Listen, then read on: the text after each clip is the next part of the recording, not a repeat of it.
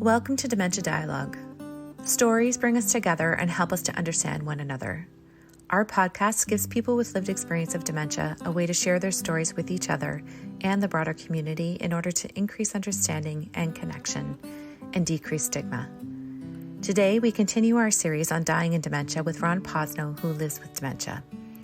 I sat down with Ron to talk about why he feels it's important to have conversations about our own death and about his personal wishes when it comes to end of life as someone living with dementia. Okay, so thank you, Ron, for joining us today and sharing your experiences with the Dementia Dialogue listeners. So I wonder if we could start out, could you just tell us a little bit about yourself and your experience of living with dementia? Fortunately, I've got a lot of experience, most of it good. I try to remember the good parts, not the other parts. Great way to see But it. anyway, I was born here in London, Ontario, and raised here in London, Ontario. And after that time, I have literally lived 3 years in Europe. I have lived 3 years in Calgary. I have lived a year in Quebec. I've traveled around. And Yeah, they're kind of from all over. yeah, and part of my experience was I've always been interested in flying airplanes. So I obtained my pilot's license in the earliest possible age on my 17th birthday. And later on, when I really couldn't afford it, but I did it, I bought an airplane. And Sandy and Sandy's my wife, we've flew all over North America, particularly down to the southern islands, the Bahamas, all those areas we've been. We used to go skiing out in Colorado a lot and here in Canada. So I've had a lot to look at. From an education standpoint, I was lucky enough to go to College Militaire Royal in Quebec at age 17. From there, I got going at university. I had to complete university here, so I did a Western. But after that, I studied as an adult, working adult, summer courses and evening courses. And I've ended up with 2 doctorate degrees, one in business and one in educational administration. When I worked in the university, and I have worked as a professor, assistant professor, visiting professor. I've taught in 13 different universities across Canada and the States. Of course, in the academic environment, they like to call me doctor. And I never really objected, but doctor to me always means a medical person. And I'm not a medical person. Yeah. I'm not. So I'm Ron Posno. I want to be known as Ron Posno. And I'm interested in what you're doing and what you're caring about. And if you want to ask me what things I've done or doing, I'm glad to talk about that too. Thank you, Ron. So tell us a little bit about how things came to be that you were diagnosed with dementia and what life's been like since then. Well, it's obvious I wear an eye patch. Mm-hmm. I'm legitimately a pirate. As I tell all the mums and kids in the shopping cart on Saturday when we're over in the store. But I lost my eye test flying an airplane back in 50 years ago here in London. It was just a very cold day and we got a little bit of water in the fuel line. And attempting to land where I'd chosen, it was early in January. This field was snow covered and underneath the snow was a ditch. So it was bad luck because I got water in the gas line, bad luck because I tried to land in a ditch. And it was a very solid wall in the ditch. Right. Well, my head pitched forward into the instrument panel. This eye was destroyed. I had serious brain injuries, skull injuries, and fortunately I recovered. But then I find out 50 years later that MBD, minor brain damage back in 1972, has turned into MCI, minor cognitive impairment. I have acquired dementia, MCI, which now it's Alzheimer's. It's evolved into Alzheimer's. My last assessment last February was that I have mid-stage Alzheimer's, and somewhere along the line, I also picked up vascular dementia. So I qualify that way. Yeah, very, very common that the two will exist together. Yeah. Sure. Yeah. Sure. Okay. Now, to relate it to what we're eventually going to talk about, the timing is important. I had to push to get an assessment because nobody listening to me, they still don't think I have dementia at all or Alzheimer's. I don't sound like it. I sound reasonably articulate. Still do, fortunately. That's good. That's the good part. Yeah. I know I'm losing it. I'm not going to tell you about all the things I can't do, and it's not a philosophy of my life. I focus on what I can do. But 8 years ago, I had an assessment, as I told you. Yes. And with the assessment was the confirmation of my own suspicion that I was developing Alzheimer's. So one of the things that my wife and I talked about immediately was that let's make life simpler and better. Because as the disease develops, I'll be less able. So we sold our beautiful home condominium and we moved here into a beautiful apartment. And here we are now. We're going into a care facility in a week. Moving again. So, yeah, good again. Yeah. But that's a consequence, you see, of a decision. And it's a large part of what I hope we talk about. If people who, you see, I've done a lot of work with our local association, talking with people, working with people. And I was on the board of directors until this year. I had to. That's the Alzheimer's Society, Ron? That's right, Alzheimer's Society here in London. That it's the regional board now with London, Middlesex, and some other county, I forget. Yeah, I forget things, dear. Amalgamated with Oxford and Elgin St. Thomas. So, right. So yeah, covering a larger area. Yeah. Yeah. So I was on the board, but got to the point where I can't accept responsibility for things I must remember. I can talk now, but tomorrow I won't remember what I said. I certainly won't remember what you said. Yeah. So one of the major problems we have with dementia, and I want to clarify, make sure everybody understands we're on the same track. Dementia is a catch-all term. Alzheimer's is by far the largest kind. About 65% of all cases of dementia are Alzheimer's, but we have others. We have Parkinson's, for example.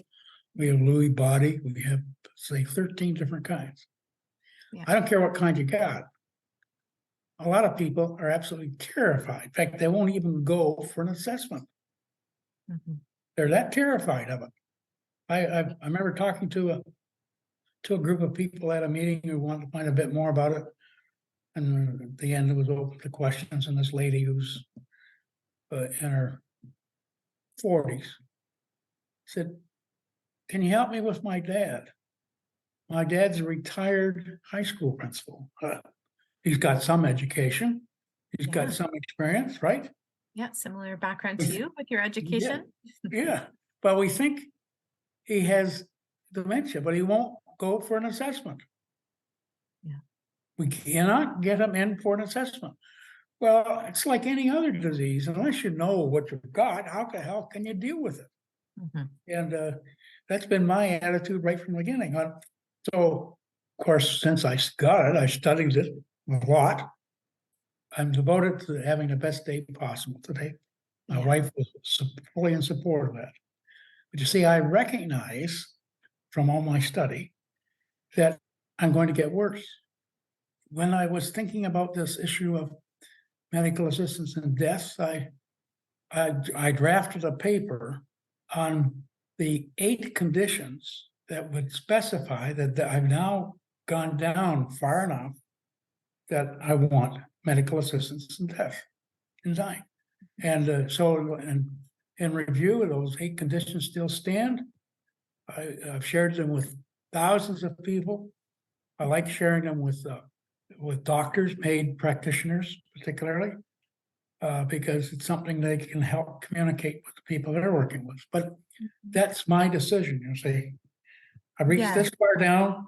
I don't want any more help. I don't want to require so much more care from my wife, who has supported me for right now it's almost 63 years. But the thing is that as I'm going down and they've got these problems, I want to have MAID, medical assistance in dying. I want to relieve my wife of any pressure she has in terms of trying to look after me.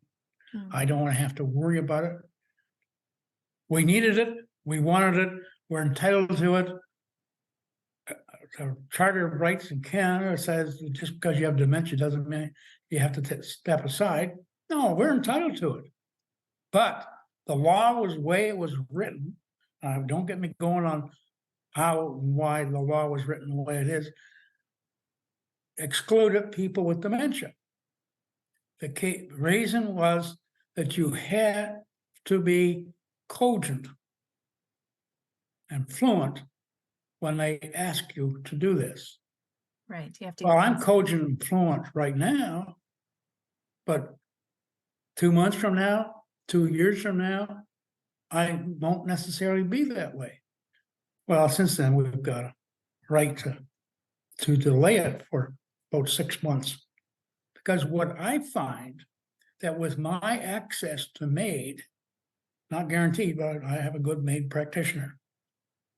With my access to MAID, it is a beacon of hope because I don't need to worry about all the nasty aspects of my disease. I do not need to worry about all the stuff it's going to mean to my wife and the people who care for me and who love me. I can focus on the things that I can do, and we can have the best time possible. It is a beacon of hope. MAID, medical access in dying, is a beacon of hope.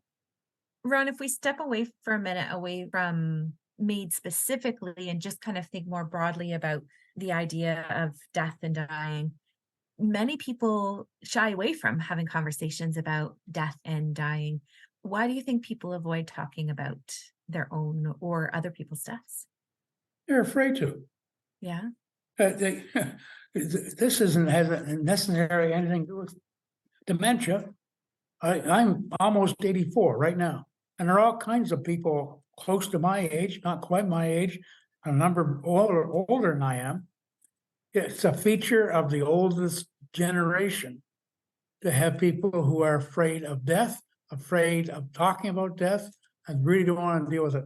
I just postpone it till it happens, and then it's somebody else's problem. Yeah. It's almost like we think if we don't talk about it, it's not going to happen. Oh, yeah.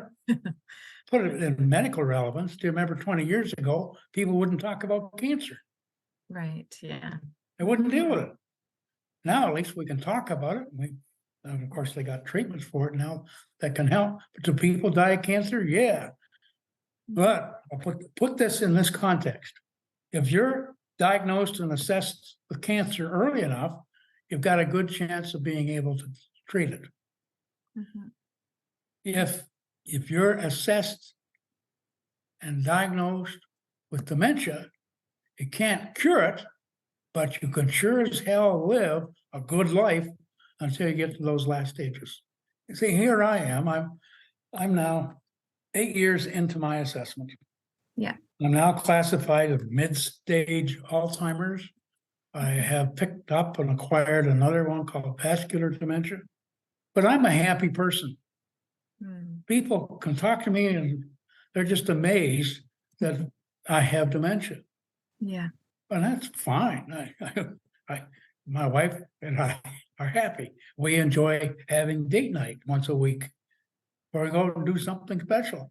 Dementia doesn't stop me from living. I can talk about it and live.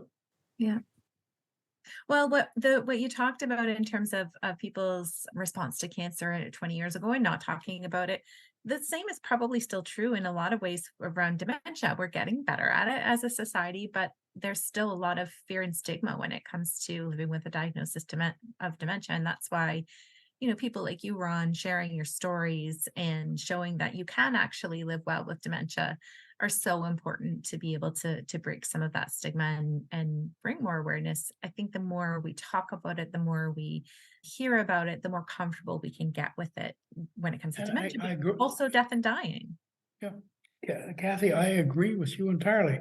That's one of the reasons why I was motivated to get involved with the Alzheimer Society. Mhm. The Alzheimer Society is in a leadership role across this country, province by province by province. And while their leadership and support varies, it does with any human endeavor, but the primary purpose is to assist people with dementia. Mhm. And I'm glad to talk to anybody, but I'm particularly pleased to talk to people in our society, Alzheimer's Society. We, all of us have, as members of the society, have a role to talk to people about the choices they have in their life. And when we think more broadly again about just the conversation around death and dying, our discomfort can't get in the way of us providing good information and support to people who are living with dementia, who do need to think about, that one day we all one day will die. But for people living with dementia, we know that that's coming. And so it's important to be able to have those conversations to work through, whatever emotions or experiences people are having related to that. And you brought up something early in our conversation, Ron, about you touched on something really important, that it's about what are the things that are important to me in terms of how I live well with dementia, and what are the things that for me are going to mean that, this isn't tolerable for me. And so for each person, that's unique and individual, and we need to support people in having those conversations to know for themselves what that looks like and be able to communicate that with the people around them, so that when the time comes, those folks can make the decisions that the person would have wanted and honor their wishes.